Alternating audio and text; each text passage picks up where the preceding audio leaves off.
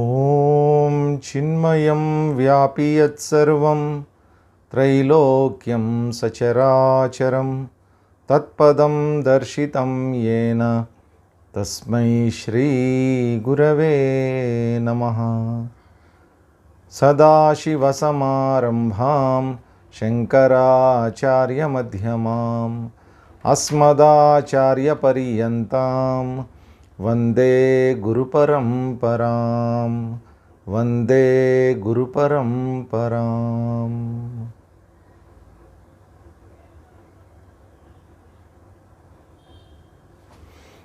హరి ఓం. ప్రణామ్స్ అందరికీ. హరి ఓం.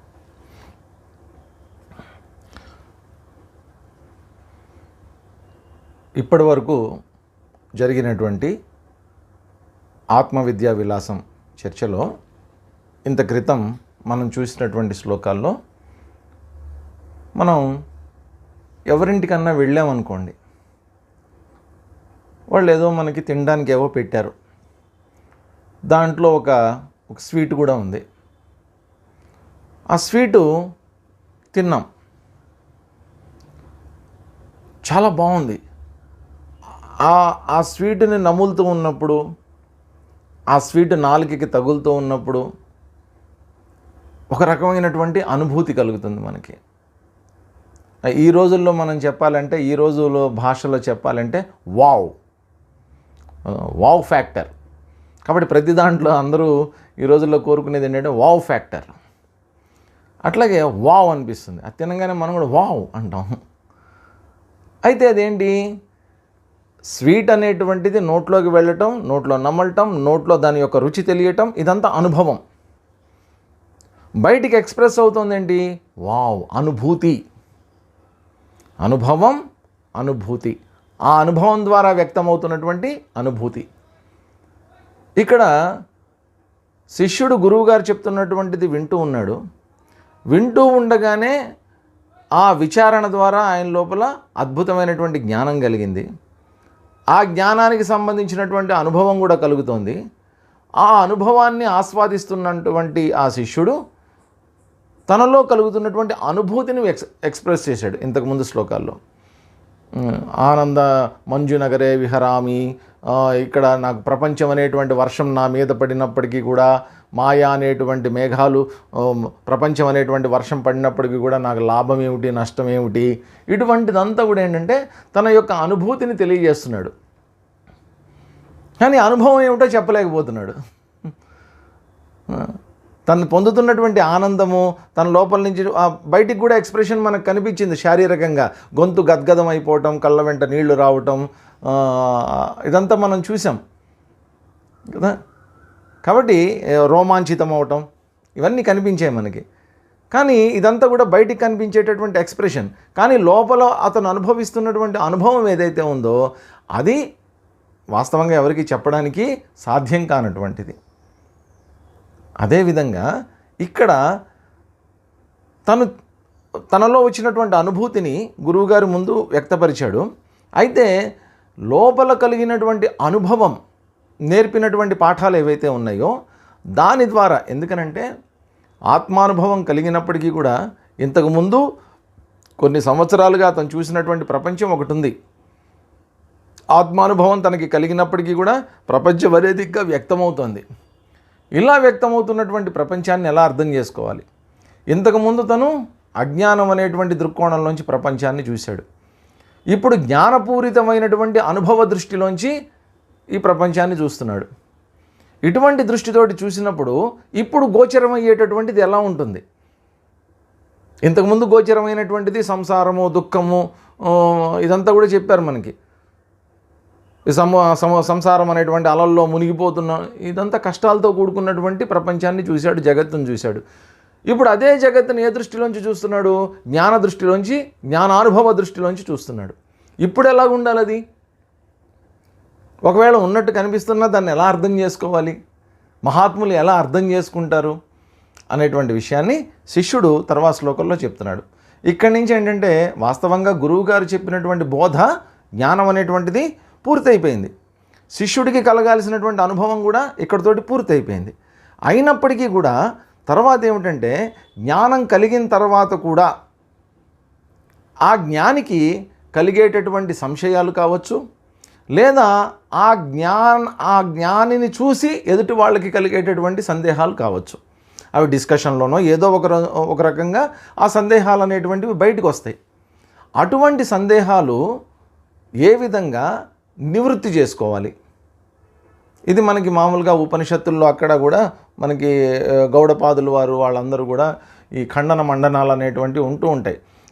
ఒకళ్ళు ప్రపోజ్ చేస్తారు, ఇది కాబట్టి అది అవుతుందేమో, అంటే కాదు ఈ కారణం వల్ల ఇది ఇట్లా అవుతుంది అని చెప్పి ఆ సందేహాన్ని ఏదో ఒక కారణంతో నివృత్తి చేస్తూ ఉంటారు.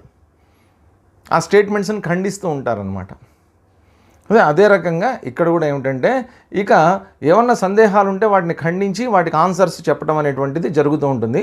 అన్ని చిన్న చిన్న సందేహాలు వాటికి ఉపయోగించినటువంటి తర్కం కూడా ఏదైతే ఉందో ఓ సింగిల్ స్టేట్మెంట్లో ఇది కాబట్టి ఇది అని చెప్పి ఒక చిన్న చిన్న సందేహాలని చిన్న చిన్న సమాధానాలతోటి నివృత్తి చేస్తూ పోతూ ఉంటారు. కాబట్టి ఈ శ్లోకాలని కాస్త గబగబా చూద్దాం. వాక్కాయమానస భవం సకలం హి కర్మ ప్రోక్తం శుభాశుభమయం న తతోస్తి భిన్నం వాగాది సాక్షిణి కథం మయి నిర్మలే స్యాత్ కర్మద్వయం తదుదితం జననాదికం వా. వాక్ కాయ మానసం భవం సకలం కర్మ హి శుభ అశుభమయం ప్రోక్తం చెప్పబడింది. ఏమిటట? వాక్ కాయ మానస భవం కర్మ. 3 రకాలైనటువంటి కర్మలు మన ద్వారా జరుగుతూ ఉంటాయి. ఒకటి వాక్కు, రెండోది కాయము అంటే శరీరము, మానసికమైనటువంటి కర్మ. కాబట్టి వాక్కు ద్వారా, మనసు ద్వారా, శరీరం ద్వారా ఈ 3 రకాలైనటువంటి కర్మలు జరుగుతూ ఉంటాయి. ఈ కర్మలకు ఏముంటుంది? శుభ అశుభమయం. అవి శుభమైనటువంటివి కావచ్చు, అశుభమైనటువంటివి కావచ్చు. ఈ 3 రకాల కర్మలు అని అంటూ తతః భిన్నం నాస్తి. ఈ శుభాశుభ కర్మల కంటే భిన్నమైనటువంటివి ఇంకేం లేవు, కొత్తగా ఇంకేం లేవు. ఉంటే శుభకరమైనటువంటిది ఉంటుంది, లేదా అశుభకరమైనటువంటిది ఉంటుంది. శుభం అశుభం అనేటువంటిది మళ్ళీ రిలేటివ్, దాని జోలికి మనం వెళ్ళొద్దు. ఇప్పుడు ఏది శుభం ఏది అశుభం అని చెప్పడానికి చాలా కారణాలు ఉంటాయి. మళ్ళీ మొత్తానికి 2 రకాలైనటువంటి ఫలితాలే ఉంటాయి. శుభం అనుకోండి పుణ్య ఫలితం ఉంటుంది, అశుభం అనుకోండి పాప ఫలితం ఉంటుంది. ఉంటే పుణ్యం లేదా పాపం, కర్మ చేస్తే వచ్చేది పుణ్యం లేకపోతే పాపం, ఇంతే. ఈ 2 తప్ప వేరే రకమైనటువంటివి లేవు. ఇంకోటి ఏంటి? ఈ 3 రకాలుగా తప్ప కర్మలు చేయడానికి ఇంక నా దగ్గర ఇంకేం లేవు. ఈ కర్మేంద్రియాల ద్వారా, ఈ శరీరం ద్వారా అన్నా చేయాలి, ఈ వాక్కు ద్వారా మాట్లాడనన్నా మాట్లాడాలి, లేదా మనసు ద్వారా ఆలోచనలన్నా చేయాలి. అవి సూక్ష్మమైనటువంటి కర్మలు, పైకి చేసేటటువంటివి స్థూలమైనటువంటి కర్మలు. ఇవి తప్ప ఇంకేం లేవు కదా. అయితే వాక్ ఆది సాక్షిణి నిర్మలేమయి. వాక్ ఆది సాక్షిణి, వాక్ కాయ మానసాలు, వాక్కు మొదలైనటువంటి అంటే వాక్కు కాయ మానసం, ఈ 3 ద్వారా చేసేటటువంటి ఆది సాక్షిణి ఆ కర్మలు, ఆ 3 అవి చేసేటటువంటి కర్మలకి సాక్షి అయినటువంటి నిర్మలేమయి, నిర్మలమైనటువంటి నాలో కర్మద్వయం తదుదితం జననాదికం వా కథం స్యాత్. క్వశ్చన్ అన్నమాట. కర్మద్వయం, శుభకర్మ అశుభకర్మ అనేటువంటివి తదుదితం, ఈ శుభకర్మ అశుభకర్మ నుంచి ఉద్భవించినటువంటి జననాదికం వా, జనన మరణాలు ఏవైతే ఉన్నాయో అవన్నీ కథం స్యాత్ ఎలా ఉంటాయి నా లోపల? కాబట్టి 3 రకాలైనటువంటి కర్మలు వాక్కాయ మానసంగా మనం కర్మలు చేస్తున్నాం కదా. చేస్తూ ఉన్నప్పుడు దీంట్లో శుభాశుభాలు ఉంటాయి అని అన్నారు. ఇంతకంటే వేరే ఏమి ఉండవు. ఈ శుభం అనేటువంటిది శుభకర్మ చేసినందువల్ల వచ్చేటటువంటి కర్మఫలం వల్ల ఒక రకమైనటువంటి జన్మ రావచ్చు. అశుభకర్మ చేసినందువల్ల దాని నుంచి ఉత్పత్తి అయినటువంటి ఫలితం ఏదైతే ఉందో, పాపకర్మ ఏదైతే ఉందో దాని నుంచి ఒక రకమైనటువంటి జన్మ అనేటువంటిది రావచ్చు. కాబట్టి కర్మ అనేటువంటిది చేసిన తర్వాత ఖచ్చితంగా కర్మ ఫలం అనేటువంటిది ఉంటుంది. అది శుభం కానివ్వండి, అశుభం కానివ్వండి. కర్మ ఫలం అనేటువంటిది ఎప్పుడైతే ఉందో ఆ కర్మఫలాన్ని అనుభవించడం కోసం అని చెప్పి ఖచ్చితంగా మళ్ళా జన్మ అనేటువంటిది రావాల్సి వస్తుంది. ఇక్కడ ఏమంటున్నారు, మూడిటికి సాక్షి అయినటువంటి నేను, వాక్, నా నోటికి నోరు చేసేటటువంటి శబ్దాలకి నేను సాక్షిని, ఈ శరీరం చేసేటటువంటి కర్మలకి నేను సాక్షిని, మనసు ద్వారా ఆలోచించబడుతున్నటువంటి ఆలోచనలకి నేను సాక్షిని.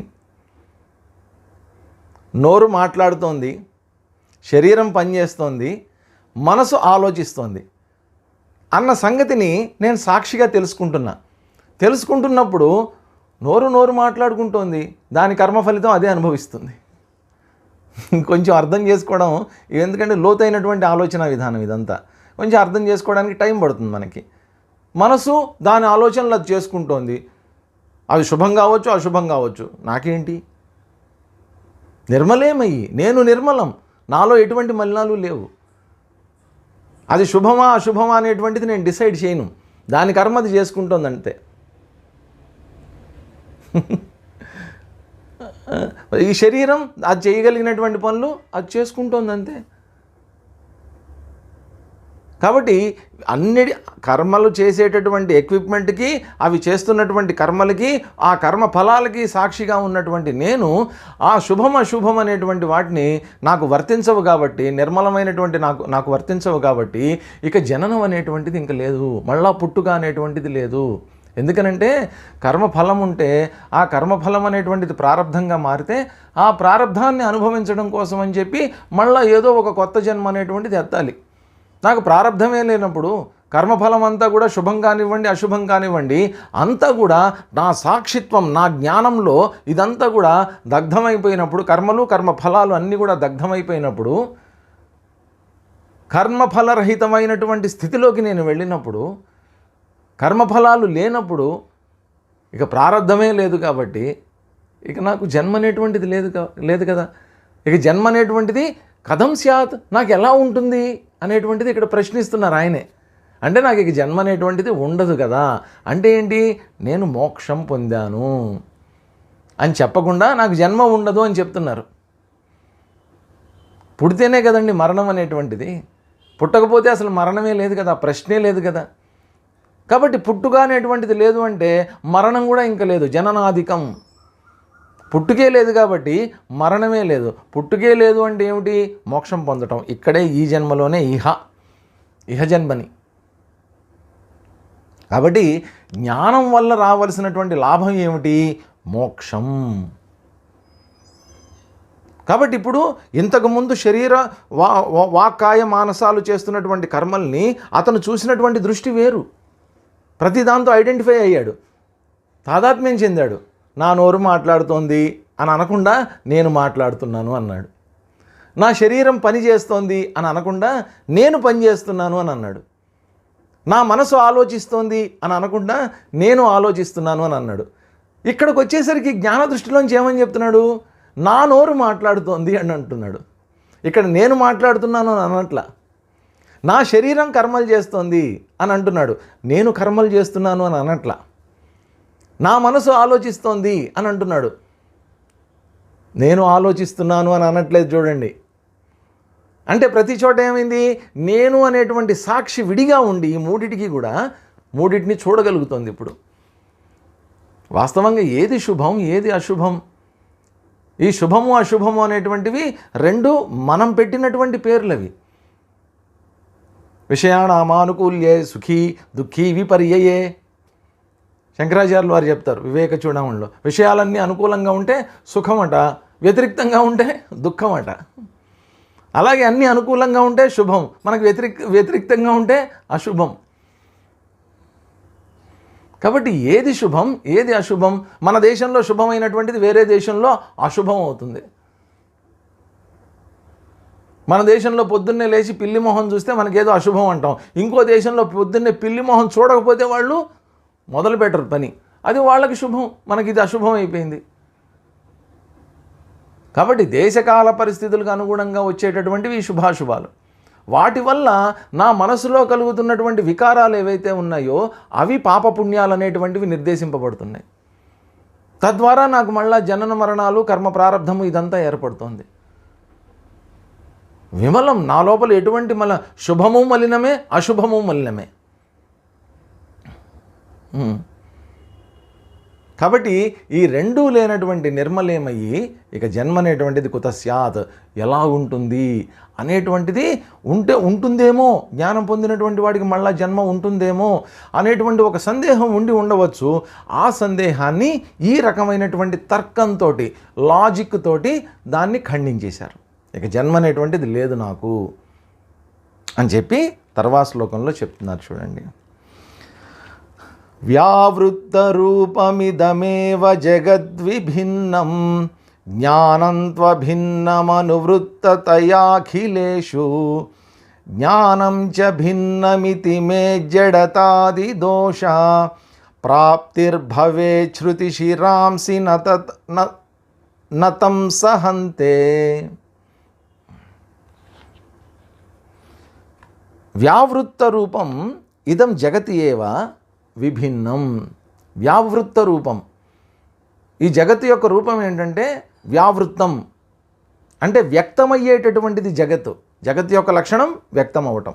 ఈ వ్యక్తమయ్యేటటువంటి జగత్తు ఇదం జగతి ఏవ, ఈ ప్రపంచమే విభిన్నం. దీంట్లో అనేకమైనటువంటి భిన్నాలు ఉన్నాయి, అనేకత్వం అనేటువంటిది ఉంది. విభిన్నం, రకరకాలైనటువంటి భేదాలు ఉన్నాయి దీంట్లో. వ్యక్తుల్లో భేదాలు ఉన్నాయి, విషయాల్లో భేదాలు ఉన్నాయి, పరిస్థితుల్లో భేదాలు ఉన్నాయి, అన్నిట్లో భేదాలే. దేశాల్లో భేదాలు ఉన్నాయి, భాషల్లో భేదాలు ఉన్నాయి. భేదం అనేటువంటిది మొదలు పెట్టామంటే ఎన్ని భేదాలు, లెక్క పెట్టలేననేటువంటి భేదాలు ఉన్నాయి. ఎన్ని రకాల జీవరాశులు ఉన్నాయో అన్ని భేదాలే. పంచభూతాలు భేదాలే, అన్ని భేదం. ఇదంతా కూడా విభజించబడింది. అయితే జ్ఞానంతో అభిన్నం, ఈ భిన్నాలనన్నీ తెలుసుకునేటటువంటి జ్ఞానంతో, ఈ జ్ఞానం ఏదైతే ఉందో అది మాత్రం అభిన్నం. జ్ఞానం అనేటువంటి దాంట్లో భిన్నం లేదు. జ్ఞానమే, ఒకే జ్ఞానము అన్నిటినీ తెలుసుకుంటోంది. చెప్పి అఖిలేషు అనువృత్తయా చ జ్ఞాన భిన్నం ఇది చేత్ జడత ఆది దోషప్రాప్తి భవేత్. ఒకవేళ నేను విషయ వస్తువుల్ని చూస్తూ ఉన్నా, ఈ చూస్తూ ఉన్నప్పుడు విషయ వస్తువులు, ఈ ప్రపంచము ఇదంతా కూడా జడమైనటువంటిది. ఈ జడమంతా కూడా నాకు జ్ఞానం రూపంలో తెలియబడుతోంది. ఉన్నటువంటి ఒకే జ్ఞానము, భిన్నం కానటువంటి ఒకే జ్ఞానము భిన్నమైనటువంటి జగత్తుని, జగత్తంతా కూడా మరి జడమన్నాం కదా, మరి ఈ జడమైనటువంటి జగత్తుని తెలుసుకుంటున్నాను కాబట్టి నా జ్ఞానం కూడా జడమైనటువంటిదా? అది ఏకమే కావచ్చు, ఒకే జ్ఞానం అన్ని జ్ఞానాల్ని తెలుసుకుంటూ ఉండవచ్చు. కానీ మరి ఆ జ్ఞానం చైతన్యం కదా, మరి అన్ని జడమైనటువంటి వాటిని తెలుసుకుంటోంది కదా, మరి అటువంటప్పుడు ఈ జ్ఞానం కూడా జడమా? జడమైనటువంటి జ్ఞానం పొందుతున్నాను కాబట్టి మరి జ్ఞానం జడమై ఉంటుందా? ఇప్పుడు నేను ఒక కారుని చూసా, కారుకు సంబంధించినటువంటి జ్ఞానం నాకు కలిగింది, కారు జ్ఞానము అని అన్నా. కారు జ్ఞానం ఊరికి నేను అనుకోండి, ఊహించుకోండి. కారుని చూసా, కారు జ్ఞానం కలిగింది, కారు జ్ఞానం నా దగ్గర ఉంది అని అన్నా. ఒక ఇంటిని చూసా, ఆ ఇంటికి సంబంధించినటువంటి జ్ఞానం నాకు కలిగింది, ఇంటి జ్ఞానం ఉందండి అని అన్నా. ఒక మోటార్ సైకిల్ చూసా, మోటార్ సైకిల్ జ్ఞానం నా దగ్గర ఉంది అని అన్నా. కాబట్టి నేను చూసినటువంటి ఇల్లు కానీ, నేను చూసినటువంటి మోటార్ సైకిల్ కానీ, నేను చూసినటువంటి కారు కానీ ఇవన్నీ జడమైనటువంటివి. మరి కారు, మోటార్ సైకిల్, ఇల్లుకి సంబంధించినటువంటి జ్ఞానాలు నాకు కలుగుతున్నాయి అంటే జడమైనటువంటి వాటికి సంబంధించినటువంటి జ్ఞానాలు నాకు కలుగుతున్నాయి. కలిగినప్పుడు మరి జ్ఞానం కూడా జడమైనటువంటిదా? నువ్వు దేని గురించి తెలుసుకుంటున్నావు? జడమైనటువంటి వాటి జ్ఞానాన్ని తెలుసుకున్నావు. మరి జ్ఞానం జడమైతేనే కూడా అయితే భిన్నమయ్యి జడమైతేనే కదా నీకు తెలియబడాలి. మరి నీ జ్ఞానం కూడా భిన్నమేనా? కారు జ్ఞానం అది సపరేట్, ఇంటి జ్ఞానం ఇది సపరేట్, బైక్ జ్ఞానం ఇది సపరేట్. కాబట్టి నీ జ్ఞానం కూడా భిన్నమైపోతుందా? జడమైనటువంటి వస్తువులతో పాటు నీ జ్ఞానం కూడా జడమైపోయి భిన్నమైపోతుందా? ఆహా, ఉన్నటువంటిది ఒకటే జ్ఞానము. ఆ జ్ఞానమే కారుని తెలుసుకుంది, ఆ జ్ఞానమే ఇంటిని తెలుసుకుంది, ఆ జ్ఞానమే బైకుని తెలుసుకుంది. తెలుసుకునేటటువంటి వస్తువులను బట్టి జ్ఞానంలో మార్పులు వచ్చేయట్లేదు. ఉన్నది ఒకటే జ్ఞానం. ఇప్పుడు ఇందాక చూసాం, కారు జ్ఞానము, బైక్ జ్ఞానము, ఇంటి జ్ఞానము. కారు జ్ఞానంలోంచి కారు తీసేయండి, బైక్ జ్ఞానంలోంచి బైక్ తీసేయండి, ఇంటి జ్ఞానంలోంచి ఇల్లు తీసేయండి. ప్రతి దాంట్లో మిగిలినటువంటిది ఏంటి? ఇల్లు పోయింది, బైక్ పోయింది, కారు పోయింది, మిగిలినటువంటిది జ్ఞానం. జ్ఞానం ఒకటే. ఇప్పుడు పాతకాలంలో సినిమాలు, నాటకాలు వేసేవాళ్ళు, పల్లెటూళ్ళల్లో అక్కడ నాటకాలు వేస్తుంటారనమాట. బ్రహ్మాండంగా ఉండేవి, పద్యాలు పాడుతూ అద్భుతంగా. ఈ కృష్ణ తులాభారము, లేకపోతే అదేంటి హరిశ్చంద్ర నాటకాలు, ఇవన్నీ వేస్తూ ఉండేవాళ్ళు. అక్కడ పక్కన ఒక విచిత్రంగా ఒక ఫోకస్ లైట్ ఉంటుందన్నమాట. ఆ ఫోకస్ లైట్ ఏమిటి అంటే, లోపల ఒక లైట్ ఉంటుంది, దాని ముందు ఒక చక్రం ఉంటుంది. ఆ చక్రానికి కన్నాలు ఉంటాయి, ఒక 7-8 కన్నాలు ఉంటాయి అన్నమాట. ఒక్కొక్క కన్నంకి ఒక్కొక్క కలర్ పేపర్ అతికిచ్చి ఉంటుంది. అదేం చేస్తాడు, అక్కడ ఏదన్నా ఒక భయంకరమైనటువంటి సీన్ చూపించాలనుకోండి, ఆ చక్రం ఇట్లా తిప్పంగానే ఆ ఎర్ర రంగు కాగితం వచ్చేదాన్ని ఏం చేస్తాడంటే ఆ లైట్కి ముందు వచ్చేటట్టు పెడతాడనమాట. పెట్టంగానే స్టేజ్ అంతా కూడా ఎర్రగా కనిపిస్తుంది. ఎందుకని అక్కడ ఏదో భయంకరమైనటువంటి సీన్ చూపించాలి. అక్కడేదో అడవిలో సీతారాముడు వెళ్తున్నటువంటి సీన్ జరుగుతోందనుకోండి, ఆ గ్రీన్ కలర్ ఉండేటటువంటి కాగితం దాని ముందు వచ్చేటట్టు పెడతాడు. అంత గ్రీన్ కలర్లో కనిపిస్తూ ఉంటుంది స్టేజ్ అంతా. అక్కడ ఏదన్నా రాముడు ఎవరినన్నా ఆశీర్వదిస్తున్నట్టు, కృష్ణుడు ఎవరినన్నా ఆశీర్వదిస్తున్నట్టు ఏదన్నా ఒక సన్నివేశం ఉందనుకోండి, బ్లూ కలర్ లైట్ పెడతారనమాట. కాబట్టి ఉన్నటువంటి ఒకే లైట్ ఏం చేస్తోంది, ఒక్కొక్క రంగు కాగితంలోంచి ప్రసరించినప్పుడల్లా ఆ స్టేజ్ అంతా కూడా ఒక్కొక్క రంగుగా మారిపోతుంది. స్టేజ్ రంగు మారిపోగానే లైట్ రంగు మారిపోయిందని అంటామా మనం? తెలియనటువంటి వాళ్ళు అనుకుంటారండి, ఖచ్చితంగా అనుకుంటారు తెలియనటువంటి వాళ్ళు. మధ్యలో ఒక చక్రం ఉంది, ఆ చక్రానికి రంగు కాగితాలు అతికిచ్చున్నాయి, ఆ రంగు కాగితాల ద్వారా ఈ లైట్ ప్రసరిస్తోంది అన్న సంగతి తెలుసుకున్నటువంటి వాడికి ఎటువంటి కన్ఫ్యూజన్ లేదు. ఆ సంగతి తెలియనటువంటి చిన్నపిల్లవాడికి మాత్రం వాడికి ఎంతసేపు స్టేజ్ మీద రంగు మారటమే చూస్తుంటాడు, వాడు స్టేజ్ కలర్స్ మారటమే చూస్తుంటాడు. ఆ ఫోకస్ లైట్లో ఉన్నటువంటి ఆ బల్బును వాడు చూడలేడు. ఇక్కడ కూడా ఏమిటి, ఉన్నటువంటి ఒకే జ్ఞానము కార్ని చూపిస్తోంది, అదే జ్ఞానము ఇల్లుని చూపిస్తోంది, అదే జ్ఞానము బైక్ని చూపిస్తోంది. అంతే తప్ప జ్ఞానంలో ఎటువంటి భిన్నము లేదు, జ్ఞానం జడం కాదు. స్టేజ్ మీద యాక్ట్ చేసేటటువంటి కృష్ణుడి యొక్క పద్యాలు పాడేటటువంటి పద్యాలకి ఈ ఫోకస్ లైట్లో వెలుగుతున్నటువంటి లైట్కి ఎటువంటి సంబంధము లేదు. స్టేజ్ మీద బాధపడుతున్నటువంటి రాముడికి ఫోకస్ లైట్కి ఎటువంటి సంబంధము లేదు.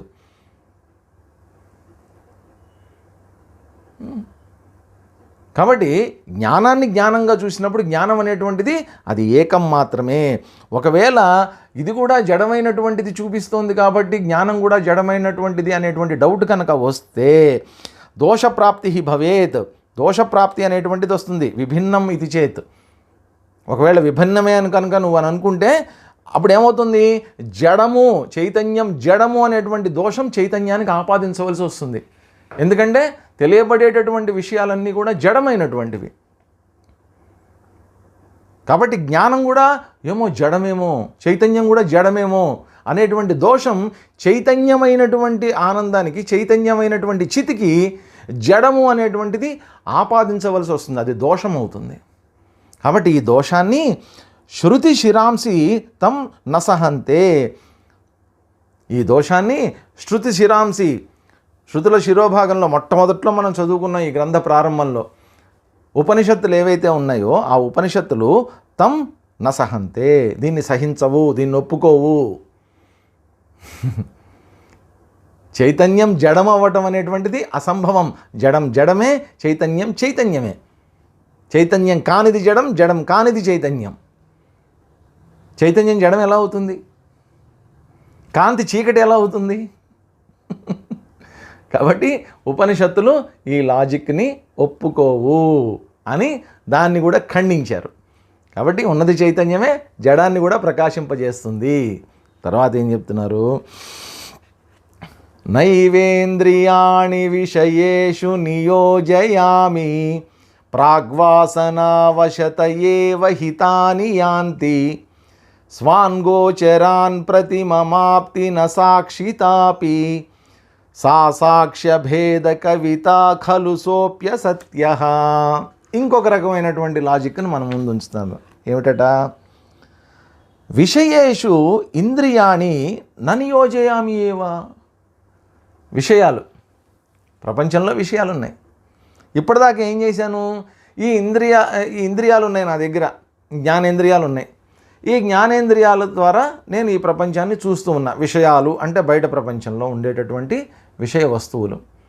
ఈ విషయ వస్తువులన్నింటినీ కళ్ళతోటి దృశ్యాన్ని చూస్తున్నాను, చెవులతోటి శబ్దాన్ని వింటున్నాను, ముక్కుతో వాసన చూస్తున్నాను, చర్మంతో స్పర్శను తెలుసుకుంటున్నాను, నాలుక ద్వారా రుచి తెలుసుకుంటున్నాను. కాబట్టి ఏం చేస్తున్నాను? నాకు ఏ ఆనందం కావాలంటే ఆ ఆనందం కోసం అని చెప్పి ఆ ఇంద్రియాన్ని ఇంద్రియార్థంలో నియోజయామి, దాన్ని వినియోగించుకుంటున్నా చక్కగా. ఇందాక చెప్పుకున్నామే, మంచి స్వీట్ తింటే నాకు ఆనందము తెలుసు నాకు. కాబట్టి ఏం చేస్తాను? నా నాలుగు తృప్తి పడితే నాకు స్వీట్ గురించి తెలుస్తుంది. కాబట్టి ఒక స్వీట్ అనేటువంటిది తెచ్చి తింటున్నా. స్వీట్ ద్వారా ఆనందం లభిస్తుంది. మంచి వెస్టర్న్ మ్యూజిక్ వింటే నాకు ఆనందం. కాబట్టి చెవుల ద్వారా వెస్టర్న్ మ్యూజిక్ పెట్టుకొని చెవుల ద్వారా నియోజయామి, నా చెవుల్ని ఆ వెస్టర్న్ మ్యూజిక్ మీద నేను నియోగిస్తున్నా. లేకపోతే ఇండియన్ క్లాసికల్ మ్యూజిక్ మీద నియోగిస్తున్నా, కర్ణాటక మ్యూజిక్ మీద నియోగిస్తున్నా. కాబట్టి ఒక్కొక్క ఇంద్రియాన్ని ఒక్కొక్క ఇంద్రియార్థం మీద, ఒక్కొక్క విషయ వస్తువు మీద ఎంతకాలం నేనేం చేశాను? నా ఆనందం కోసం అని చెప్పి చక్కగా నియోగించా. వాటిని అక్కడ నేను డిప్లాయ్ చేశా, వాటిని అన్నిటినీ కూడా. అయితే ఇప్పుడున్నటువంటి పరిస్థితుల్లో, ఈ జ్ఞానం పొందిన తర్వాత ఉన్నటువంటి పరిస్థితుల్లో ననియోజయామి ఏవా, ననియోజయామి, ఇంక నేను వినియోగించలేకపోతున్నాను. ఒకసారి మళ్ళీ వెనక్కి వెళ్తే ఎందుకని అంటే ఇక్కడ ఇంద్రియము చైతన్యమే, ఇంద్రియం వల్ల కలుగుతున్నటువంటి ఆనందము చైతన్యమే, ఆ ఇంద్రియార్థం ఏదైతే ఉందో అది చైతన్యమే. కాబట్టి ఇంద్రియార్థము సచ్చిదానంద స్వరూపమే, ఇంద్రియము సచ్చిదానంద స్వరూపమే, శబ్దగ్రహణము అనేటువంటిది సచ్చిదానంద స్వరూపమే. ఇప్పుడు నాకు మ్యూజిక్ వినడం వల్ల ఇంద్రియం ద్వారా ఆనందం రావడం ఏమిటి? ఆనందం నా లోపలే ఉంటే. దృశ్యం చూడటం ద్వారా, కంటితోటి దృశ్యం చూడటం ద్వారా నాకు ఆనందం కలగటం ఏమిటి? ఆనందం నా లోపలే ఉంటే. అగరబత్తి వెలిగించి ఆ వాసనని ముక్కుతో పీల్చి ఆనందం పొందడం ఏమిటి? ఆనందం నా లోపలే ఉంటే. నా లోపల ఆనందం లభిస్తున్నంత కాలం నాకు బయట ఆనందం కోసం నేను ఎప్పుడు కూడా అడుగు పెట్టాల్సినటువంటి ఆవశ్యకత రాదండి. నా లోపల ఆనందం మిస్ అయిపోయినటువంటి రోజున అప్పుడు మనం బయట ప్రపంచంలోకి వెళ్ళాల్సి వస్తుంది. ఇప్పటిదాకా మనం చేసినటువంటి తప్పదే, అందరూ చేస్తున్నటువంటి తప్పదే. లోపల ఉన్నటువంటి ఆనందాన్ని గ్రహించలేక బయట ఉండేటటువంటి ఆనందం ద్వారా ఆనందాన్ని పొందుదాము అని చేసేటటువంటి ప్రయత్నంలో ఇంద్రియాల్ని విషయాల్లో నియోగిస్తూ వచ్చాం. ఆ ఇంద్రియం ద్వారా, ఆ విషయం ద్వారా నాకు కలుగుతున్నటువంటి ఆనందము నా లోపల నుంచే వస్తోంది అని నేను తెలుసుకున్నప్పుడు ఇంక నేను బయటికి ఎందుకు వెళ్ళాలి? ననియోజయామి, ఇంక ఇంద్రియాలకు ఎటువంటి పని లేదు. ఇంద్రియాలకి ఏం పని లేదు, ఖాళీగా ఉంటాయి అవి. ననియోజయామి తాని ప్రాగ్వాసనావశత ఈ ఏవహ, అవన్నీ కూడా ప్రాగ్వాసనావశత, ఇంతకుముందు ఏర్పరచుకున్నటువంటి వాసనలు ఏవైతే ఉన్నాయో, సంస్కారాలు ఏవైతే ఉన్నాయో, వశత వాటి ప్రభావం వల్ల ఏవా మాత్రమే స్వాన్ గోచరాన్ ప్రతియాంతి, వాటికి కనిపించిన దాని వైపల్లా వెళ్ళిపోతున్నాయి. కాబట్టి ఎంతకాలం నాకు వాసనలు అనుకున్నా, ఇప్పుడు నాకు కాదు వాసనలు, వాసనలు నా ఇంద్రియాలకి. వాసనలు అంటే ఏమిటంటే, మనకి చాలామంది వేదాంత మార్గంలో ఉన్నటువంటి వాళ్ళకి అందరికీ వాసనల గురించి తెలుసు. అంటే మనం చేసినటువంటి కర్మ ఏదైతే ఉందో ఆ కర్మకి స్థూలమైనటువంటి ఒక ఫలితం ఉంటుంది. అంటే ఒక కర్మ పూర్తయిన తర్వాత ఖచ్చితంగా ఏదో ఒక ఫలితం రావాలి, ప్రాపంచికమైనటువంటి ఫలితం ఏదో ఒకటి వస్తుంది. ఆ ఫలితంతో పాటు సూక్ష్మమైనటువంటి ఫలితం ఇంకొకటి ఉంటుంది. ఆ సూక్ష్మమైనటువంటి ఫలితం ఎక్కడ ఉంటుంది అంటే మన అంతఃకరణంలో ఏర్పడుతుంది. అది చెరగనటువంటి ముద్రలు, ఇంప్రెషన్స్. ఆ చెరగనటువంటి ముద్రలు లోపల ఏ రూపంలో ఉంటాయి అంటే త్రిగుణాల రూపంలో ఉంటాయి, సత్వ రజస్తమో గుణాల రూపంలో ఉంటాయి. నేను ఎటువంటి కర్మలు చేస్తున్నాను అనేటువంటిది దేని మీద ఆధారపడి ఉంటుందంటే నా లోపల ఉన్నటువంటి సంస్కారాల మీద ఆధారపడి ఉంటుంది. నేను చేసేటటువంటి కర్మలు కనుక మంచివి అయితే నా లోపల సత్వగుణం ఉన్నట్టు. నేను చేసేటటువంటి కర్మలు ఏదో 10 మందికి సేవలు చేయాలి, ఏదో ఉద్ధరించాలి, అది ఇది అని అనుకున్నప్పుడు నా లోపల రజసికమైనటువంటి కర్మలు. హాయిగా తిని పడుకుందాం, మనకెందుకు ఈ ప్రపంచంతో అనుకుంటే తమసికమైనటువంటి వాసనలు. కాబట్టి సాత్విక కర్మలు, రజసిక కర్మలు, తమసిక కర్మలు, లోపల ఉండేటటువంటి గుణాలు ఈ కర్మల్ని నిర్దేశిస్తూ ఉన్నాయి బయట ప్రపంచంలో. కాబట్టి ఈ కర్మలు చేయడానికి నా దగ్గర కావలసినన్ని ఇంద్రియాలు కూడా ఉన్నాయి. ఈ ఇంద్రియాలు వాటికి నచ్చినటువంటి వాటి వైపు అవన్నీ పరిగెడుతూ ఉన్నాయి. ఒక దృశ్యం మంచిది కనిపించింది అనుకోండి, ఆటోమేటిక్గా కళ్ళు వెళ్ళిపోతాయి. అట్లాగే ఒక మంచి శబ్దం వినిపించింది అనుకోండి, చెవి ఆటోమేటిక్గా దృష్టి దాని వైపు వెళ్ళిపోతుంది. ఒక మంచి వాసన వచ్చింది అనుకోండి, ముక్కు ఆటోమేటిక్గా దాని వెనక వెళ్ళిపోతూ ఉంటుంది. కాబట్టి ఇంతకుముందు ఏమన్నారు ఇక్కడ, స్వాన్ గోచరాన్ ప్రతి ప్రాగ్వాసనావశత.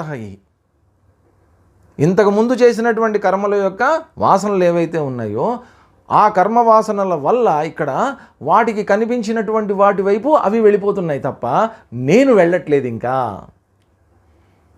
నేను వెళ్ళడానికి అవకాశం లేదు. ఎందుకని? నేను సాక్షిగా ఉంటున్నాను. ఇక్కడ దేనికి నేను సాక్షి? చూడండి, ఇంకొకసారి ఆలోచిద్దాం. దేనికి నేను సాక్షి? బయట కనిపించేటటువంటి విషయ వస్తువుకి నేను సాక్షిని, ఆ విషయ వస్తువును తెలుసుకోబడుతున్నటువంటి ఇంద్రియానికి నేను సాక్షిని, ఆ తెలుసుకోవటం అనేటువంటి విషయ జ్ఞానం ఏదైతే ఉందో ఆ జ్ఞానానికి నేను సాక్షిని. అది దాని వైపే ఎందుకు వెళ్ళింది? ఆ శబ్దం వైపే ఎందుకు వెళ్ళింది? ఒక 2 వ్యక్తులు ఉన్నారనుకోండి, ఆ 2 వ్యక్తులు కూడా ఒకడికి కర్ణాటక సంగీతం పెడితే చక్కగా ఇట్లా తాళం వేసుకుంటా, అబ్బా ఏం పాడాడండి, ఏం గమకం పాడాడండి, ఇలా ఏదో చెప్పుకుంటూ ఉంటాడు. ఈ పక్కన ఉన్నవాడికి ఏ గమకాలేంటి, ఈ శృతులేంటి, ఇదంతా అంటూ ఉంటాడు పక్కనవాడు. వాడికి అది ఇష్టం ఉండదు. వీడికి ఇష్టం ఉండడానికి వాడికి ఇష్టం లేకపోవడానికి కారణం ఏమిటి? ప్రాగ్వాసనావశత. అదే ఈ కర్ణాటక సంగీతం ఇష్టపడేటటువంటి వాడికి పక్కన ఢమాల్ ఢమాల్ అని చెప్పి ఒక వెస్టర్న్ మ్యూజిక్ పెట్టామనుకోండి, ఏమిట్రా గుండె పగిలిపోతుంది నాకు ఆపు అంటాడు. ఎందుకని? ఇతని వాసనలు అలాగున్నాయి. కాబట్టి లోపలుండే వాసనలు బట్టి వాళ్ళ శబ్దాలను వెతుక్కుంటూ ఆ ఇంద్రియాలు అటువైపు వెళ్ళిపోతున్నాయి. కాబట్టి ఇప్పుడు ఆ శబ్దానికి నేను సాక్షిని, వినటం అనేటువంటి దాని సాక్షిని, ఇంద్రియానికి సాక్షిని, అన్నిటికీ సాక్షిని. కాబట్టి ఇంద్రియం ఏం చేస్తోంది? ఇంద్రియానికి కూడా నేను సాక్షిని. ఆ ఇంద్రియం తెలుసుకుంటోంది అనేటువంటి మనసు ఏదైతే ఉందో, ఆ ఇంద్రియ జ్ఞానం పొందుతూ ఉన్నటువంటి మనసు లోపల జ్ఞానాన్ని స్వీకరించేటటువంటి మనసు ఏదైతే ఉందో ఆ మనసుకు కూడా నేను సాక్షిని అయినప్పుడు ఇప్పుడు నన్ను నేను ఎట్లా అర్థం చేసుకుంటానంటే నా ఇంద్రియాలు ఇంద్రియార్థాల వైపు వెళ్తున్నాయి. ఇంద్రియస్యేంద్రియస్యార్థే రాగద్వేష వ్యవస్థితౌ తయోర్నవశమాగచ్చేత్ తౌ హ్యస్య పరిపంధినౌ. 3వ అధ్యాయంలో భగవానుడు ఖచ్చితంగా బల్లగుద్ది చెప్తాడు. తౌ హ్యస్య పరిపంధినౌ. ప్రతి ఇంద్రియ విషయంలోనూ కూడా రాగద్వేషాలు అనేటువంటివి ఉంటాయి. నువ్వు వాటి వశంలోకి వెళ్ళిపోవద్దు. అవే నీ శత్రువులు. కాబట్టి ఆ శత్రుత్వం నుంచి నేను బయటపడాలంటే ఎట్లా ఉండాలి? నేను సాక్షిగా ఉన్నప్పుడు ఇంద్రియార్థాల వైపు ఇంద్రియాలు వెళ్తున్నాయి, అంతే, నాకు ఎటువంటి సంబంధము లేదు. ఎంత బాగుందో చూడండి. ఆ భావన రావడం ఇదేంటంటే ఒక అల్టిమేట్ రియాలిటీని మనం అనుభవిస్తూ ఉన్నప్పుడు కలిగేటటువంటి భావజాలం ఇదంతా కూడా. మహాత్ములు ఈ ప్రపంచాన్ని చూస్తున్నారు, మనము ఈ ప్రపంచాన్ని చూస్తున్నాం. వాళ్ళు చూస్తున్నటువంటి దృష్టి వేరు, మనం చూస్తున్నటువంటి దృష్టి వేరు. వాళ్ళు ఏ దృష్టితో చూస్తున్నారు ఈ ప్రపంచాన్ని అనేటువంటిది ఇక్కడ చెప్పబడుతోంది. ఇప్పుడు ఇదే ప్రపంచాన్ని మన దృష్టితో మనం చూసి అనేక సందేహాలు వస్తూ ఉంటాయి మనకి. మహాత్ములు ఎలా చూడగలుగుతున్నారు అట్లాగా? మహాత్ములు సంగీతాన్ని వింటున్నారు, మనము సంగీతాన్ని వింటున్నాం. వాళ్ళు ఏ దృష్టితో వింటున్నారు ఆ సంగీతాన్ని అనేటువంటి సందేహము ప్రాపంచిక దృష్టితో చూసినటువంటి వాడికి సందేహం వస్తూ ఉంటుంది. ఆయన ఏ దృష్టితో చూస్తున్నాడు అనేటువంటిది ఆయన అనుభవం. ఆయన అనుభవాన్ని మనం అర్థం చేసుకోవాలి అంటే ఆ సందేహాలను ఆయన నివృత్తి చేయాల్సిందే. కాబట్టి ఇక్కడ కూడా ఏమిటంటే ఈ శిష్యుడే ఏం చేస్తున్నాడంటే తనకు కలిగిన అనుభవంతో ఇంతకుముందు ఉన్నటువంటి అనుభవాన్ని జోడించి దాంట్లో ఉద్భవించగలిగినటువంటి సందేహాలను ముందుగానే ఊహించి ఆ సందేహాలను ఇక్కడ ఒక్కొక్కటి నివృత్తి చేసేస్తున్నాడు. మన కోసం చేస్తున్నాడు, ఆయన కోసం కూడా చేసుకుంటున్నాడు. ఇంద్రియాలు ఇంద్రియార్థాల్లో పరిగెడుతున్నాయి అంతే. నేను సాక్షిని అని చెప్తూ సాక్ష్యభేద కవిత ఖలు సహ అపి అసత్య. ఇంకొక విషయాన్ని కూడా చెప్తున్నారు ఇక్కడ. మమ సాక్షితే అపి న అస్తి. ఇక్కడ నేను సాక్షిగా చూస్తున్నాను అని అంటున్నాను మాటికి. అయితే ఇక్కడ సాక్షి కూడా లేడు. ఇదేంటండి ఇంతకాలం నేను సాక్షిని, ఆ సాక్షే పరమాత్మ ఇవన్నీ చెప్పారు కదా, ఇక్కడ ఏమంటున్నారు? తే సాక్షి అపి నాస్తి. ఇక్కడ సాక్షి కూడా లేడు. ఏమైపోయాడు మరి సాక్షి? తర్వాత శ్లోకంలో కూడా దీనికి సంబంధించినటువంటి వివరణ ఉంటుంది, అక్కడికి వెళ్ళిన తర్వాత చూద్దాం. ప్రస్తుతం తెలుసుకోవాల్సిందేంటి? ఇక్కడ నా లోపల ఇక్కడ శిష్యుడు చెప్తున్నటువంటి అనుభవాన్ని చెప్తున్నాడు అనమాట. ఇక్కడిక ప్రపంచము లేదు, ప్రపంచ జ్ఞానం లేదు, కర్మలు లేవు, జన్మలు లేవు, శుభాశుభాలు అనేటువంటివి లేవు, ఏమీ లేవు. ఇవన్నీ చూస్తున్నటువంటి సాక్షి ఉన్నాడు అని అన్నారు. ఇక్కడికి వచ్చేసరికి ఇంకొక మెట్టు పైకెక్కి ఇక సాక్షి అనేటువంటి వాడు కూడా లేడు, నాకు సాక్షిత్వం అనేటువంటిది కూడా లేదు. ఇది మెడిటేషన్లోకి వెళ్ళవలసినటువంటి విధానం. కాబట్టి ఇప్పటిదాకా చెప్పినటువంటి శ్లోకాలు, గురువుగారు ఇచ్చినటువంటి సందేశం, ఇక్కడ శిష్యుడు ఇస్తున్నటువంటి అనుభవం ఏదైతే ఉందో ఇదంతా కూడా ఏంటంటే మనం ఎప్పుడైనా ధ్యానానికి కూర్చున్న సమయంలో ఆ ధ్యానం చేసే ముందు ఒక్కసారి మనం చేసుకోవలసినటువంటి మననం ఇదంతా.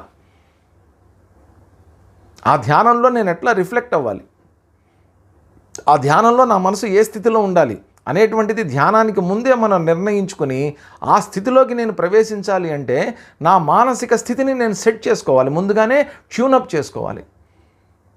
కాబట్టి ఆ అట్యూన్మెంట్ ఏదైతే ఉందో, ఆ ట్యూన్ చేసుకునేటటువంటి విధానం ఏదైతే ఉందో, ఇప్పుడు చెప్పినటువంటి శ్లోకాలన్నీ కూడా శ్లోకాలే కాదు, ఈ శ్లోకాలు సూచిస్తున్నటువంటి సందేశాన్ని మనం ఎప్పుడైతే ఒక్కసారి చింతన చేసుకోగలిగామో, మననం చేసుకోగలిగామో, ఆటోమేటిక్గా మన మనసు అనేటువంటిది లయమైపోతుంది, ధ్యానంలో సాఫీగా వెళ్ళిపోతాం మనం అని చెప్పి ఖలు సహ అపి అసత్య.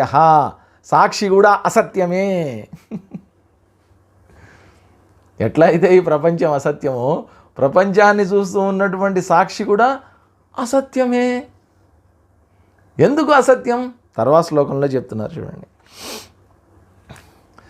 భేదోపి సాక్ష్యగత ఏవ న సాక్షిణో మే భేదస్య సాక్షిణి కథం ప్రభవేత్ స భేదః భేదో ససుప్తి సమయే నుపలంభనాచ సన్నాస్థిత న ఇహ దృష్టతయా నవాచ్య.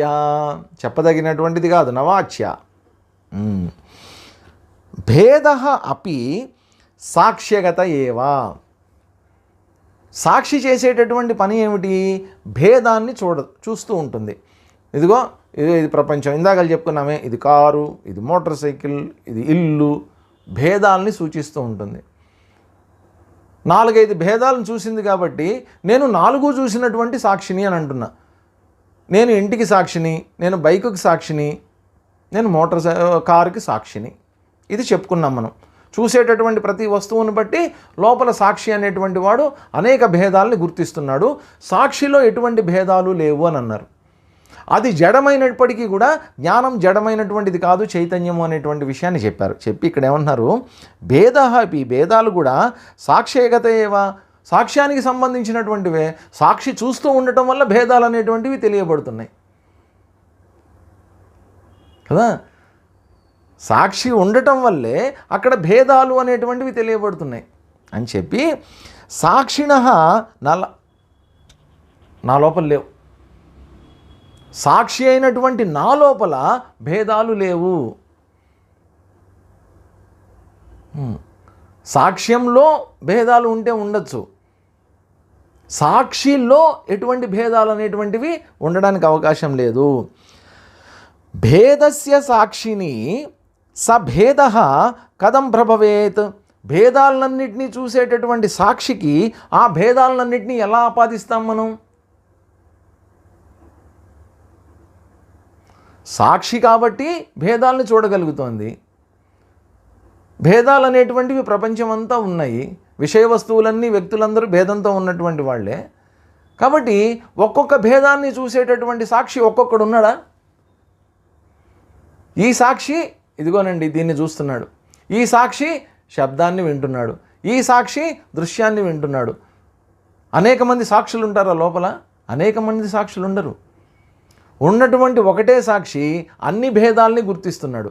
అన్ని భేదాలని గుర్తిస్తున్నప్పటికీ కూడా సాక్షి అయినటువంటి నాలో ఎటువంటి భేదాలు లేవు. కాబట్టి ఇక్కడ ఇంతకుముందు అన్ని జ్ఞానాలని తెలుసుకునేటటువంటి విషయ జ్ఞానం, ఎన్ని జ్ఞానాలని తెలుసుకుంటున్నప్పటికీ కూడా జ్ఞానం అనేటువంటిది మాత్రం చైతన్యమే, తెలుసుకోబడేటటువంటి విషయ వస్తువులు మాత్రమే జడమైనటువంటివి. జ్ఞానం మాత్రమే ఒకటే, ఒకే జ్ఞానం అన్ని జ్ఞానాలని తెలుసుకుంటోంది అన్న విషయం ఇక్కడ చెప్పారు. ఇక్కడ ఒకే సాక్షి అన్ని భేదాలని గుర్తిస్తోంది, కానీ సాక్షిలో మాత్రం ఎటువంటి భేదాలు లేవు అనేటువంటి చెప్పారు. ఇంతకుముందు శ్లోకంలో అసలు సాక్షి కూడా అసత్తే అనేశారు అని చెప్తూ ఇక్కడ ఏమన్నారు, సుప్తి సమయే భేద అనుపలంబనాత్. ఇక్కడ ఇంకొంచెం వేదాంతం లోపలికి మన్ని తీసుకొని వెళ్తున్నారు. సుప్తి సమయే అంటే సుషుప్తి సమయంలో, జాగ్రత్త స్వప్న సుషుప్తి. జాగ్రత్త అవస్థలో విషయాలన్నీ గోచరం అవుతాయి, స్వప్నావస్థలో ఇష్టం వచ్చినట్టు గోచరం అవుతాయి, ఎందుకంటే మనసు యొక్క ఊహలు కాబట్టి అవన్నీ. సుషుప్తి సమయంలో జాగ్రత్త అవస్థలో నేను సాక్షిని అనగలుగుతున్నా, స్వప్నావస్థలో కూడా సాక్షిత్వం బాగానే వ్యక్తం అవుతుంది. మరి సుషుప్తిలో ఈ సాక్షి ఏమవుతున్నాడు? నేను దానికి సాక్షి, నేను దీనికి సాక్షి, నేను వాడికి సాక్షి, ఉన్నది ఒకటే సాక్షి, ఇదంతా ఇప్పటిదాకా చెప్పుకున్నాం, బాగానే ఉంది. ఈ సాక్షి గారు సుషుప్తి సమయంలో ఏమైపోయారు? అక్కడ ఏమైందట? అనుపలంబనాత్. ఈ సాక్షి భేదం అనేటువంటిది అక్కడ అనుపలంబం, అక్కడ అది ఉండడానికి లేదు, అవకాశం లేదు, అది కనిపించదు అక్కడ. సాక్ష్యము సాక్షి, భేదము సాక్షి అనేటువంటి భేదము అక్కడ చూడటానికి విషయ వస్తువులు లేవు, చూసేటటువంటి సాక్షి కూడా సుషుప్తిలో లేడు. ఈ సాక్షి కూడా అక్కడ సుషుప్తిలో లయమైపోయాడు, సాక్షిలోకి వెళ్ళిపోయాడు ఆయన. కాబట్టి ఇహ సత్ నాస్తితే, కాబట్టి సాక్షికి కూడా ఇక్కడ సత్ అనేటువంటిది లేదు, సత్తా ఉండటం, సాక్షి ఉండటం అనేటువంటిది లేనే లేదు. ఇంతకుముందు శ్లోకంలో అసలు సాక్షి కూడా లేడు అని ఒక స్టేట్మెంట్ ఇచ్చి వదిలేశారు. ఇక్కడ దాన్ని ప్రూవ్ చేస్తున్నారనమాట. ఎలా ప్రూవ్ చేశారు అంటే, మన్ని సుషుప్తి అవస్థ దగ్గరికి తీసుకొని వచ్చి, సుషుప్తి అవస్థలో ఏ విధంగా అయితే సాక్షి భేదం అనేటువంటిది లేదో, చూడ్డానికి అనేకమైనటువంటి విషయ వస్తువులు లేవు, దాన్ని గుర్తించేటటువంటి ఏకమైనటువంటి సాక్షి అనేటువంటి వాడు కూడా లేడు అక్కడ. అక్కడ ప్రపంచము, ప్రపంచాన్ని చూసేటటువంటి సాక్షి రెండు కూడా, ప్రపంచంలో లయమైపోయింది, సాక్షిలో లయమైపోయాడు. అక్కడ అంతా ఒకటే, ప్రపంచము సాక్షి రెండు వేరు కాదు, రెండు ఒకటే. ఇప్పుడు ఇంకోటి కూడా గుర్తిద్దాం. నేను సాక్షిని అని అంటున్నా, నేను సాక్షిని అని అన్నప్పుడు, నేను సాక్షిని అని నేను తెలుసుకుంటున్నాను అంటే ఆ సాక్షిని తెలుసుకునేవాడు కూడా ఎవడో ఉండాలి కదా. అర్థమై ఉంటుంది అందరికీ. అహం సాక్షి అని అన్నా, నేను సాక్షిని అని అన్నా. నేను సాక్షిని అని ఎవరు గుర్తిస్తున్నారు నీ లోపల? అంటే సాక్షి కంటే అన్యమైనటువంటి వాడు ఇంకొకటి ఉండాలా? ఇంకొకటి లేడు. ఈ సాక్షి అన్నిటికీ సాక్షి.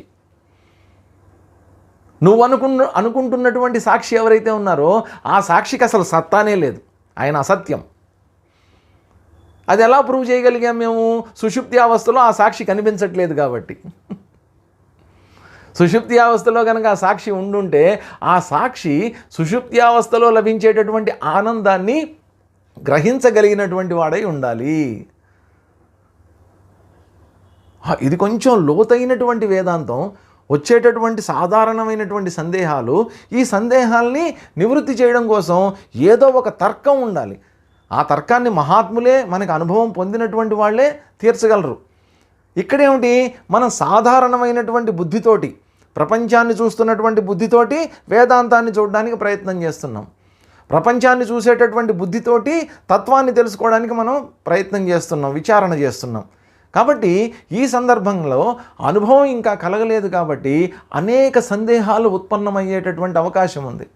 ఒక్కొక్క సందేహాన్ని నివృత్తి చేసేస్తున్నారు ఇక్కడ. వీటినన్నిటినీ అర్థం చేసుకుంటే ఇక సందేహం అనేటువంటిదే లేదు. గత సందేహ, అన్ని సందేహాలు నివృత్తి అయిపోతాయి. కాబట్టి సాక్షి అనేటువంటిది లేదు. నహ దృష్టతయా నవాచ్య అని నాకు స్పష్టంగా తెలుస్తున్నందున ఇది చెప్పగలుగుతున్నాను అని చెప్తున్నారు. భేద అనుపలంబనాత్. కాబట్టి ఇక్కడ సాక్షికి సాక్ష్యానికి భేదం అనేటువంటిది సుషుప్తిలో నాకు తెలియట్లేదు కాబట్టి ఇక్కడ ఇది చెప్పడానికి తగినటువంటిది కాదు. సాక్షి అనేటువంటి వాడు వేరే ఉన్నాడు, సాక్షి నిజము, సాక్షి వాస్తవము అనేటువంటి సాక్షి కూడా లేడు. ఇది ఎంతవరకు సాక్షి అనేటువంటిది? మనం అనుభవం పొందే వరకు సాక్షి అనేటువంటి వాడు ఉంటాడు. అనుభవం పొందిన తర్వాత సాక్షి కూడా మాయమైపోతాడు. సాక్షి కూడా ఉండడు అక్కడ. మీరు ఎప్పుడన్నా చూసుంటారు, ఇవి ఉంటాయి ఒలింపిక్స్, ఏషియన్ గేమ్స్, పెద్ద పెద్ద స్పోర్ట్స్ ఈవెంట్స్ జరుగుతూ ఉంటాయి. దాంట్లో ఏంటంటే పోల్ వాల్ట్ అని ఒక అథ్లెటిక్స్లో ఒకటి ఉంటుంది, చాలా బాగుంటుంది అది. దాంట్లో వాళ్ళు ఏం చేస్తారంటే పెద్ద అటొక స్టాండ్ ఇటొక స్టాండ్ పెడతారు, పైన పెద్ద క్రాస్ బార్ ఒకటి పెడతారు. దాదాపు ఎంతో హైట్ ఉంటుంది అది. ఒక్కొక్కసారి 20 అడుగులు 15 అడుగులు పైనే ఉంటుందన్నమాట. అది 2 అంతస్తులు హైట్ ఉంటుంది అనుకోండి దాదాపుగా. వాడెవడో ఉండేవాడు, సెర్జీ బుబ్కా అని, ఆ రష్యన్ ఉండేవాడు. వాడి రికార్డ్స్ని వాడే 13 సార్లు బ్రేక్ చేసేసుకున్నాడు వాడు, సెర్జీ బుబ్కా. వాడు ఏం చేస్తాడు, పెద్ద కర్ర ఉంటుంది వాడి చేతిలో. ఆ కర్ర పట్టుకుని ఎక్కడో దూరం నుంచి పరిగెత్తుకుంటూ వస్తాడు. వచ్చి ఆ దూకవలసినటువంటి క్రాస్ బార్ ఏదైతే ఉందో ఆ స్టాండ్కి ముందు ఒక చిన్న గొయ్యి లాంటిది ఉంటుంది. దాంట్లో ఆ పిట్లో ఆ కర్రని ఇట్లా గుచ్చుతాడు. గుచ్చి తన శక్తినంతా దాని మీద వినియోగిస్తాడు. వినియోగించినప్పుడు ఆ కర్ర కూడా ఇలా బెండ్ అయిపోతుంది, వంగిపోతుంది. ఆ బెండ్ అయిపోయినటువంటి కర్ర మళ్ళా తెరుచుకోవటం అనేటువంటిది ఒక స్ప్రింగ్ లాగా వాడికి ఉపయోగపడుతుంది. ఒక స్ప్రింగ్ లాగా కర్ర ఇట్లా అన్నాం అనుకోండి, మన ఇంట్లో నాలుక బద్ద ఉందనుకోండి, ఆ నాలుక బద్దను ఇట్లా ఉంచి మళ్ళీ టప్ టప్ అని ఇట్లా రిలీజ్ అవుతుంది స్ప్రింగ్ లాగా. అలాగే ఆ కర్ర కూడా వాడికి స్ప్రింగ్ లాగా ఉపయోగపడుతుంది. ఆ కర్రని తీసుకుని ఎక్కడి దాకా వెళ్తాడు, ఆ క్రాస్ బార్ ఏదైతే ఉందో ఆ స్థితి వరకు చేరుకుంటాడు. చేరుకున్న తర్వాత ఏం చేస్తాడంటే ఆ క్రాస్ బార్ దగ్గరికి వచ్చిన తర్వాత ఆ కర్రని ఇటే వదిలేస్తాడు, తను మాత్రం అటు దూకేస్తాడు. కర్రతో సహా దూకుదాము అని ప్రయత్నం చేస్తే మూతిపళ్ళు రాలుతాయి, ఎక్కడో పడతాడు పోయి. కర్రను వదిలేసి ఎప్పుడైతే దూకుతాడో అక్కడే ఉన్నటువంటి కింద కుషన్ ఏదైతే పెడతారో, స్పాంజులు అవన్నీ పెడతారు, పోయి దాని మీద డామని పడతాడు, ఏం కాదు వాడికి. అయితే ఆ కర్ర యొక్క సహాయం ఏదైతే ఉందో, ఆ పోల్ యొక్క సహాయం ఏదైతే ఉందో అది ఎక్కడి దాకా అవసరము, ఆ క్రాస్ బార్ లెవెల్కి చేరుకునేదాకా అవసరం. ఆ తర్వాత దాన్ని ఇటే పడిపోతుంది, ఆటోమేటిక్గా ఇటు పడిపోతుంది అంతే వాడి చేతిలోంచి. కాబట్టి నేను సాక్షిని అనేటువంటిది ఎక్కడి దాకా మనకి పనికొస్తుంది అంటే అనుభవం కలిగేదాకా మనకి పనికొస్తుంది. జ్ఞానం తెలుసుకుంటున్నటువంటి సమయంలో అనుభవం కలిగేదాకా మనకి నేను సాక్షిని అనేటువంటి భావన పనికొస్తుంది. నేను అనుభవం అనేటువంటిది కలిగిన తర్వాత ఇక సాక్షిత్వం కూడా ఇటువైపు పడిపోతుంది. ఇక్కడ సాక్షిత్వం కూడా సాక్ష్యం అయిపోయింది. కాబట్టి అక్కడ దాకా దీని యొక్క సహాయాన్ని, నేను సాక్షిని అనేటువంటి భావన యొక్క సహాయాన్ని తీసుకోవాలి. తర్వాత దాని యొక్క సహాయం మనకు ఆటోమేటిక్గా అవసరం ఉండదు, ఇంకా బయటపడిపోతుంది దాంట్లోంచి. కాబట్టి ఇది సాక్షి అనేటువంటి వాడు ఒకడు ఉన్నాడు అనేటువంటిది చెప్పడం కూడా తగినటువంటిది కాదు, నవాచ్య అని చెప్పి ఇక్కడ తర్వాత శ్లోకం చెప్తున్నారు చూడండి. విశ్వం సదేతదితి కార్యకరత్వహేతోః యద్యస్య సత్వమిహ సాధయితుం యతేధాః తర్హ్యత్ర రజ్జుభుజగాదపి సద్బలాత్ స్యాత్ సత్యత్వహేతురిదమాహురచాధితత్వం. మనకి తెలిసినటువంటి కార్యకారణాలు ఏవైతే ఉన్నాయో కార్యకరత్వహేతో, ఈ కార్యకారణ సంబంధం అనేటువంటి దాని ద్వారా మనం ఈ సృష్టి ఎలా జరిగింది, విషయ వస్తువులు ఎలా ఏర్పడుతున్నాయి, ఇవన్నీ కూడా వేదాంతంలో మనకు అనేకం చెప్తూ ఉంటారు. ఉపాదాన కారణము, ఆ కారణం, ఇదంతా చెప్తున్నారు. కరణ కారణం, ఇవన్నీ చెప్తూ ఉంటారు. అంటే రా మెటీరియల్ ప్రోడక్ట్ మధ్యలో ఇన్స్ట్రుమెంట్, తయారు చేసేటటువంటి ఇన్స్ట్రుమెంట్, ఇవన్నీ చెప్తూ ఉంటారు మనకి. హేతుతః, ఆ రకంగా ఆ హేతువు ఆ తర్కం నుంచి చూసినప్పుడు ఏతత్ విశ్వం సత్ ఇది. ఎందుకంటే సత్ నుంచి వచ్చినటువంటిది ఏతత్ విశ్వం సత్. దీంట్లో ఏమైనా డౌట్ ఉందా? సత్తే, ఈ విశ్వం కూడా సత్తే. అస్య సత్తా ఇహ సాధయితుం యది యతేధా. ఇదో ప్రమాదకరమైనటువంటి ప్రయత్నం. ఏంటి? ఏ సత్తు నుంచి అయితే ఈ జగత్తంతా వచ్చిందో ఆ సత్తుని ఈ ప్రపంచంలో ఎక్కడ ఉంది అని వెతకటం, చూడ్డానికి ప్రయత్నం చేయటం ఏదైతే ఉందో, తర్హి రజ్జభుజగాదపి, ఇంకా రాలేదేమిటా ఈ ఉదాహరణ అని చూస్తున్నాను, వచ్చేసింది.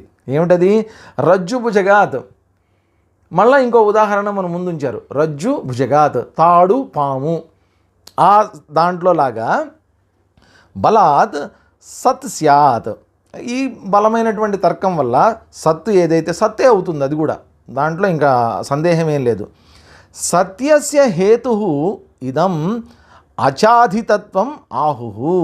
ఈ సత్య పదార్థానికి ఈ తర్కం ద్వారా ఈ సత్య పదార్థం ఏదైతే ఉందో అది కారణం అయినప్పటికీ కూడా ఇది అచాధితత్వం, నివారింపబడకపోవడం అని చెప్పి చెప్తారనమాట. అంటే ఏంటంటే దీన్ని కొంచెం జాగ్రత్తగా మనం శ్లోకం మొత్తం యొక్క అర్థాన్ని కనుక మనం తీసుకుంటే, ఇప్పుడు సత్ నుంచి వచ్చినటువంటి జగత్తును మనం చూస్తున్నాం, పంచభూతాలతో తయారైనటువంటి జగత్తును మనం చూస్తున్నాం. ఇప్పుడు ఈ జగత్ అసత్ అని మనం తెలుసుకున్నాం. కానీ వాస్తవంగా ఉన్నటువంటిది ఏమిటి? మహాత్ముడు చూసేటటువంటిది ఏమిటి? అసత్ అయినటువంటి ఈ జగత్తులో కూడా ఉన్నది సత్తే అన్న విషయాన్ని తెలుసుకున్నాడు. ఈ సత్తు ఏ రూపంలో ఉంది అనేటువంటి ప్రయత్నం మనం మొదలు పెట్టామనుకోండి, అది కనిపించదు. ఉండటం అయితే ఉంది కానీ తెలియబడదు అని చెప్తున్నారు. ఒకవేళ ఇదే కనుక నీ ప్రయత్నం అయితే, ఉదాహరణ మన ముందు ఉంచారు. ఏమన్నారు? తాడు మీద ఒకసారి మాకు ఆశ్రమంలో జరిగింది. నేను రాత్రి భోజనం అయిపోయింది, 9ంటికి డైనింగ్ హాల్ నుంచి నా రూమ్కి నడుచుకుంటూ వెళ్తూ ఉంటే అంతా అడవి, అది అడవిలాగా ఉంటుంది. 24 ఎకరాల ఆశ్రమం, చిన్మయారణ్యం. నడుచుకుంటూ మామూలుగా మా అందరి చేతిలో టార్చ్ లైట్లు ఉంటాయి, కానీ ఆ రోజు నా దగ్గర టార్చ్ లైట్ లేదు. కొంచెం చీకటిగా ఉంది. నడుచుకుంటూ వెళ్తూ ఉంటే సన్నటి మట్టి రోడ్డు, ఆ రోడ్డు మీద పాము ఇలా పడగ విప్పి రోడ్డు మధ్యలో ఉంది. కరెక్ట్గా ఇట్లా పడగ విప్పి ఉందన్నమాట. మాకు పాములు చూడటం అలవాటు ఆశ్రమంలో. నేను టక్మని ఆగిపోయి చూస్తుంటే ఆ పాము అట్లాగే పడగ విప్పి నా వైపే చూస్తున్నట్టు నాకు కనిపిస్తుంటే భయంతో ఆగిపోయాడు. ఇంతలోకి ఇంకో బ్రహ్మచారి వచ్చి ఏంటి ఆగిపోయా ఉన్నాడు? పాము అన్నా. వాడు కూడా చూస్తున్నాడు, ఆ పాము ఇట్లా పడగ విప్పి నాగుపాము ఇట్లా అంటుంది. వాడు టక్మని టార్చ్ లైట్ వాడి దగ్గర ఉంది వేశాడు. చూస్తే ఏంటంటే అదొక పాలిథీన్ కవర్. ఎక్కడి నుంచో గాలికి ఎగురుకుంటూ అక్కడికి వచ్చి అది ఇట్లా ఊగుతుంది అన్నమాట. గాలికి ఊగుతుంటే అది పాము పడగ విప్పిన. ఇప్పుడు నేను చూసింది ఏమిటి? పాముని చూసా. ఎక్కడ చూసా? పాలిథీన్ కవర్లో నేను చూసా. పామును చూస్తున్నంతసేపు నాకు పాలిథీన్ కవర్ కనిపించిందా? కనిపించలేదు. టార్చ్ లైట్ వేసిన తర్వాత పాము కనిపించలేదు. టార్చ్ లైట్ లేకముందు కవరు కనిపించలేదు.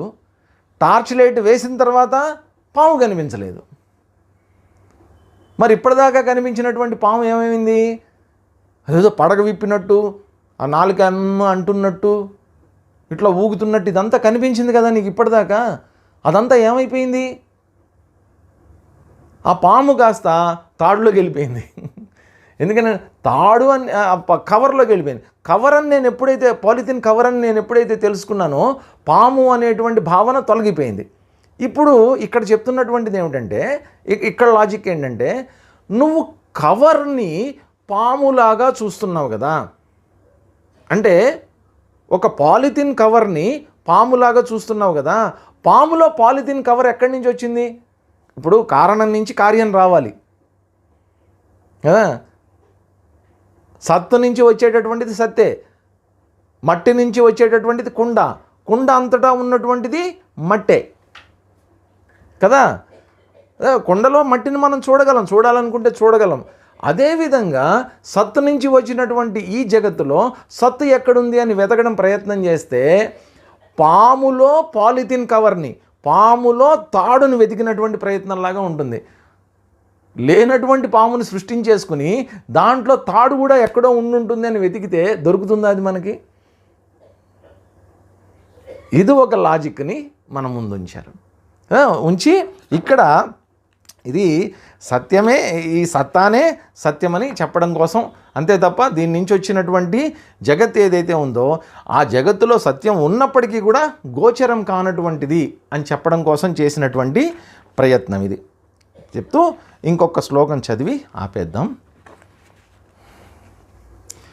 కీదృగ్విధం జగదయే వద సత్వచిత్వాత్ ఆకారహీనమితి పృష్టవతేస్తి మహ్యం ప్రత్యుత్తరం కిమితి తే తవ మౌనమేవా ప్రత్యుత్తరం భవతి మాం ప్రతిజాల్మ గచ్చా. ఇప్పుడు ఎవరన్నా వచ్చి అయ్యే అయ్యే అంటే ఇక్కడ ఓయ్ సత్యచిత్ ఆది ఆకారహీనం జగత్ కీదృగ్విధం వదయితి పృష్టవతే మహ్యం.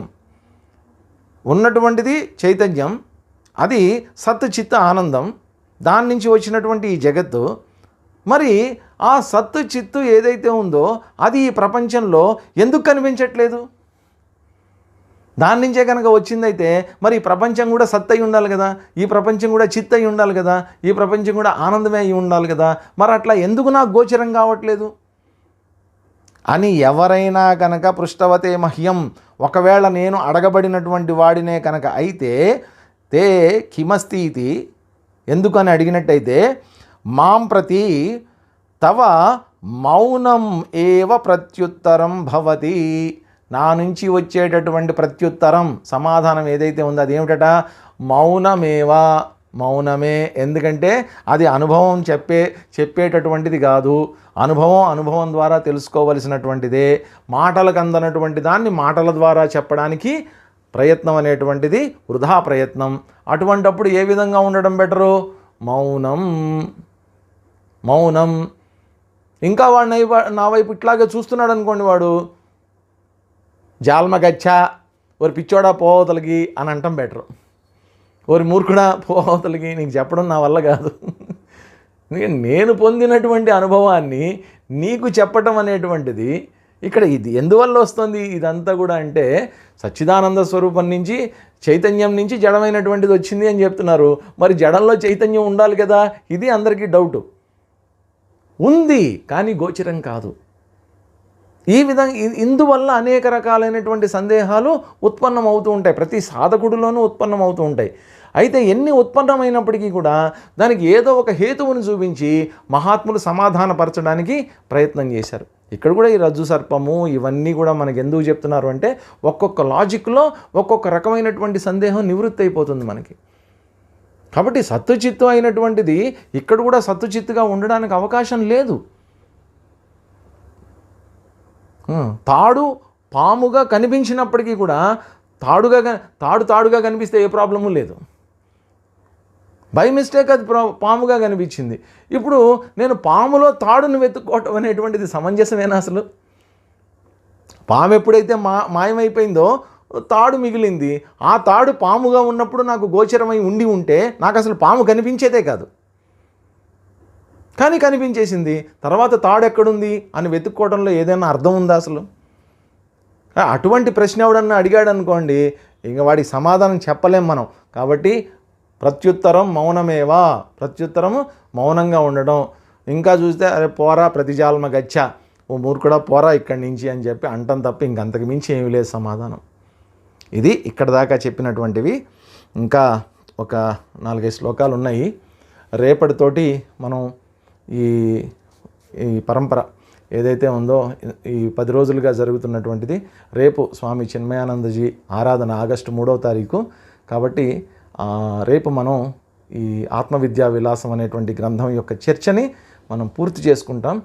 కాబట్టి రేపు ఈ పుస్తకాన్ని పూర్తి చేసి, టెక్స్ట్ని పూర్తి చేసి, అలాగే గురుదేవుల గురించి కూడా కాసేపు స్మరించుకొని ఈ కార్యక్రమాన్ని రేపటితో మనం ముగిద్దాం. హరి ఓం. అందరికీ హరి ఓం. ఓం సర్వే భవంతు సుఖినః, సర్వే సంతు నిరామయాః, సర్వే భద్రాణి పశ్యంతు, మా కశ్చిత్ దుఃఖభాగ్ భవేత్. ఓం శాంతి శాంతి శాంతి. హరి ఓం. శ్రీ గురుభ్యో నమః. హరి ఓం.